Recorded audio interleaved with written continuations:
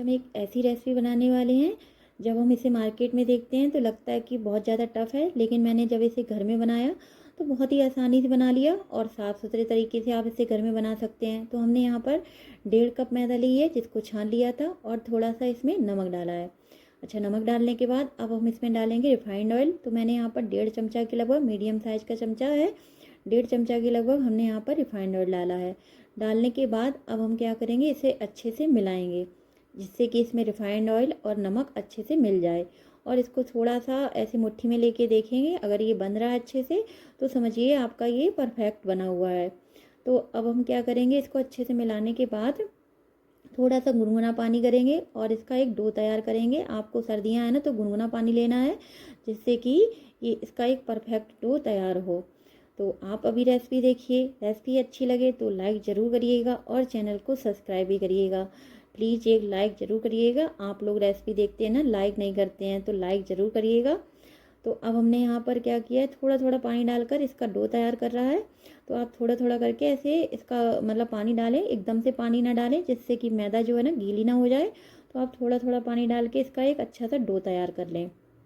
जब इसका डो तैयार हो जाएगा तो हम इसको रेस्ट के लिए रख देंगे 10 से 15 मिनट के, तब तक मतलब और तैयारी करेंगे आगे की।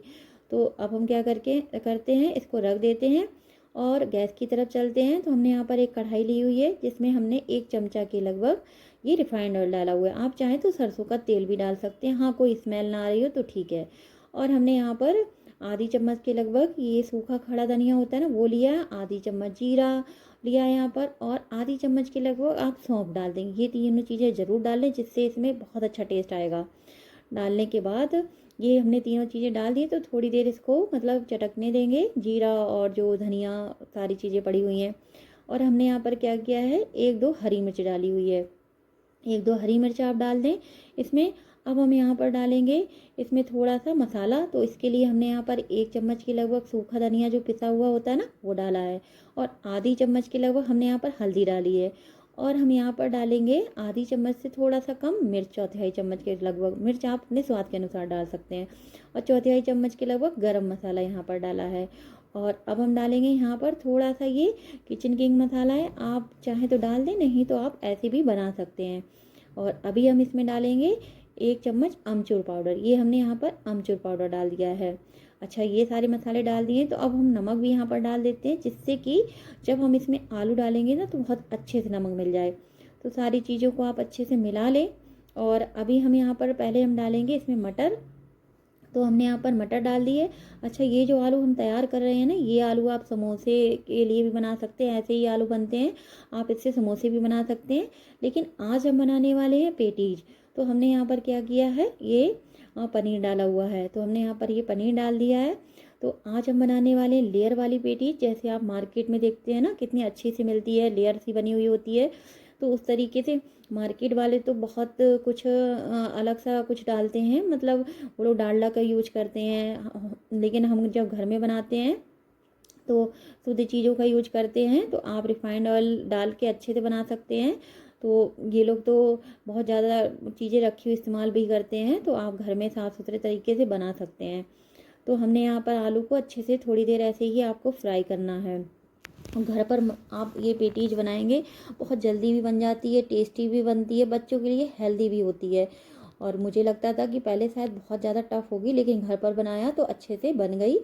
तो आप इस तरीके से बना सकते हैं, मतलब कई तरीके हैं, लेकिन ऐसे भी बहुत अच्छी आपकी बन जाएगी। तो हमने यहाँ पर क्या किया, थोड़ा सा कस्तूरी मेथी डाली है, आप थोड़ा सा कस्तूरी मेथी डाल दें। फिर हम इसे आलू को चलाएंगे और फिर क्या करेंगे, एक प्लेट में निकाल देंगे इसको। जब तक आलू ठंडे होते हैं तब तक हम इसकी आगे की तैयारी करते हैं। तो आलू अब हम ठंडे होने रख देते हैं। अब हम क्या करेंगे, हमने ये मक्खन लिया हुआ है, जिसको पिघला लिया था थोड़ा सा, सर्दियाँ हैं तो जम जाता है, आप चाहें तो घी भी ले सकते हैं, अगर आपके पास मक्खन नहीं है तो आप घी ले सकते हैं।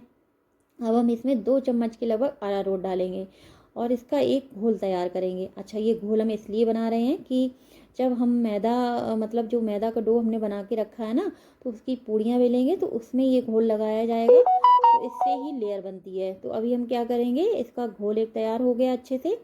अब हम क्या करेंगे, जो मैदा हमने रखी थी तो उसको एकदम से बढ़िया तरीके से लंबा लंबा करके और इसके पीसेज कट कर लेंगे बराबर। आप जैसे भी आपको 4 या 5 जैसी भी बनानी हो आप बना सकते हैं। तो मेरी तो इतनी मैदा में 4 मैंने ऐसे बड़ी-बड़ी लोई मतलब इसकी कट कर ली थी।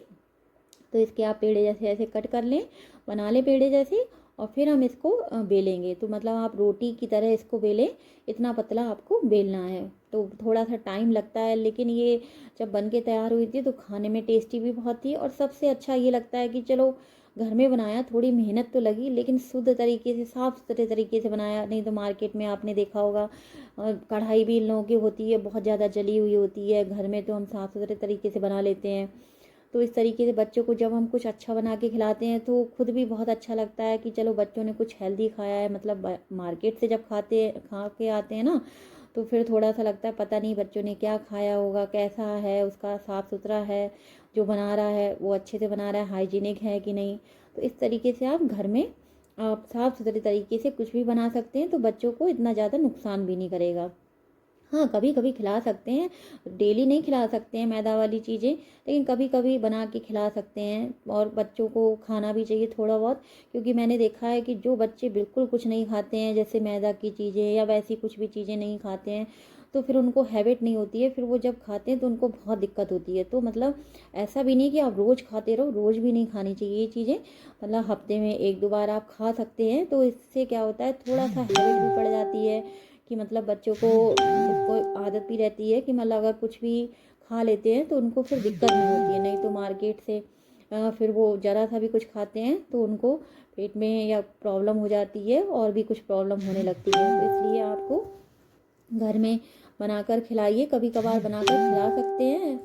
तो इसलिए मैंने यहाँ पर ये सारी पूड़ियाँ जो है वो बेल ली हैं अच्छे से। अब हमने क्या किया था, यहाँ पर एक पूड़ी बेल के फिर उसके ऊपर ये डो लगाया, मतलब सॉरी घोल लगाया, फिर एक रखी, फिर घोल लगाया। आपने देखा चारों ऐसे पूड़ियों को अच्छे से रख लिया है। मतलब रोटी के आकार जितनी बड़ी थी पूड़ियाँ, जितनी पूड़ियाँ तो बहुत छोटी हो जाती रोटी जितनी।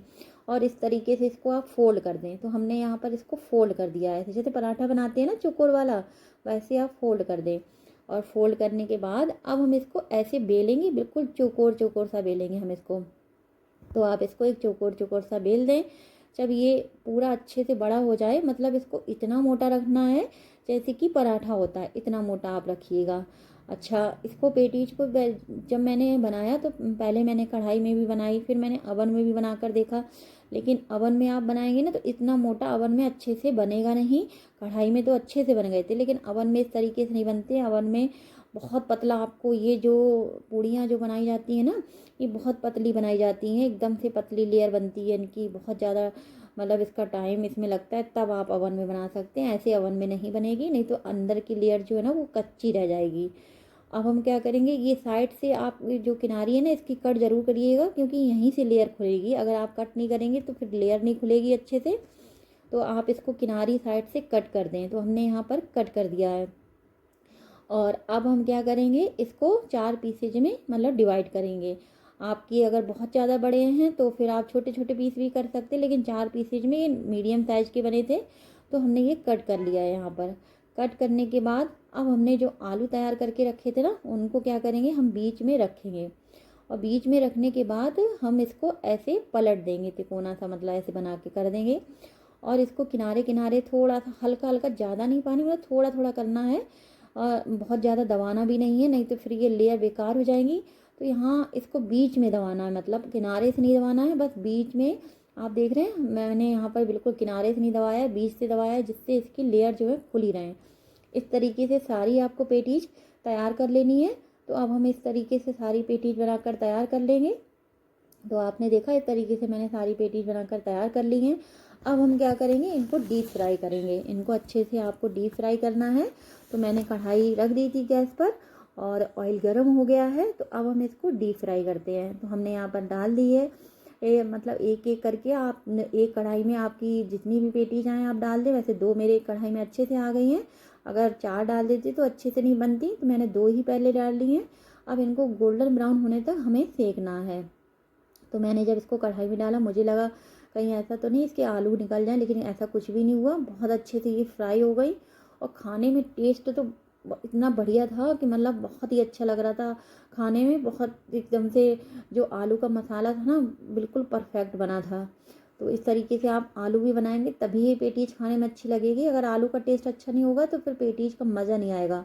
तो हमने यहाँ पर इसको इस तरीके से गोल्डन ब्राउन होने तक सेंक ली है। इसको अच्छे से मतलब गैस की जो फ्लेम है ना वो आप मीडियम में रखिएगा, बहुत ज़्यादा तेज़ नहीं करनी है, नहीं तो ऊपर ऊपर जल जाएंगी। स्लो ही रखिएगा और इसको स्लो मीडियम गैस पे आप इसको फ्राई करिएगा। तो हमने यहाँ पर देखिए कितना स्लो है गैस और इसको फ्राई करिए और एकदम से गोल्डन कलर आया है इसका, बहुत अच्छा सा कलर आया है, देखने में कितनी अच्छी सी लग रही हैं। हाँ, मार्केट जैसी नहीं रहती है कि मतलब एकदम से मार्केट में वो लोग बहुत ज़्यादा पतली इसकी लेयर जो होती है ना, एक पूड़ी होती है उसमें लगाते हैं फिर दूसरी पूड़ी में लगाते हैं, मतलब बहुत उन लोगों का प्रोसेस होता है। तो मैंने सिंपल तरीके से बताई है, इसलिए आप घर में ऐसे भी बनाएंगे तब भी खाने में बहुत टेस्टी लगती है। तो मैंने इस तरीके से देखिए बनाई और आपको दिख रही हैं सारी लेयर, इसमें लेयर देखिए अलग अलग। अभी मैं आपको तोड़ के दिखाऊंगी तब आप देखिएगा कितनी एकदम से खस्ता करारी बनी हुई है बहुत अच्छे से। तो मैंने 2 पहले फ्राई कर ली थी, अब मैंने 2 और डाल दी हैं, अब इनको भी फ्राई कर लेते हैं। तो इस तरीके से 4 मतलब ये पेटीज बनी थी। मार्केट में अगर आप एक पेटीज लेते हैं तो 20-25 रुपए की मिलती है, अलग अलग रेट होता है इनका। लेकिन आप घर में बनाएंगे तो बस 1.5 कप मैदा से ये आप सोचिए 4 पेटीज तो बनी गई हैं और थोड़ा सा बच भी गया था, मतलब किनारे साइड के जो बच जाते हैं तो वो भी बच गया था। तो आप इस तरीके से मतलब बना सकते हैं घर में आसानी से। बहुत ज़्यादा आपको सामान भी कुछ नहीं चाहिए होता, बस मैदा आलू होने चाहिए, आप बना सकते हैं। तो हमने यहाँ पर ये 2 और डाल दी थी, इनको भी निकाल लिया है और इसकी लेयर देखिए कितने अच्छे से खुली है। तो आपको लेयर का ये ध्यान रखना है कि किनारे चिपकाने नहीं है, अगर आपने किनारे चिपका दिए तो ये बिल्कुल भी लेयर खुलेगी नहीं अच्छे से। तो आपको इस तरीके से ये बनाने हैं। तो हमने यहाँ पर टिश्यू पेपर भी रख दिया था क्योंकि थोड़ा सा ऑयल जा रहा था, तो फिर इस वजह से मैंने यहाँ पर टिश्यू पेपर रख दिया जिससे ये जो भी ऑयल है इसका एक्सेस वो इसमें चला जाए। और हम यहाँ पर सॉस लिया है, अब मैं इसे आपको तोड़ के दिखाऊंगी तो आप देखिएगा खुद इसकी लेयर कितनी अच्छे से बन गई हैं। खाने में तो गजब की टेस्ट था इसका और बिल्कुल मार्केट जैसी लग रही थी, बहुत मार्केट से भी बेटर लग रही थी, बहुत अच्छी लग रही थी। क्योंकि मार्केट वाले में ना बहुत ज़्यादा एकदम से ऑयल सा होता है, इसमें तो इतना ऑयल भी नहीं था और खाने में टेस्टी भी बहुत थी। ये देखिए कितनी अच्छे से लेयर बनी है इसकी। खाइए, एंजॉय करिए। पीजी किचन देखने के लिए थैंक यू फ्रेंड्स।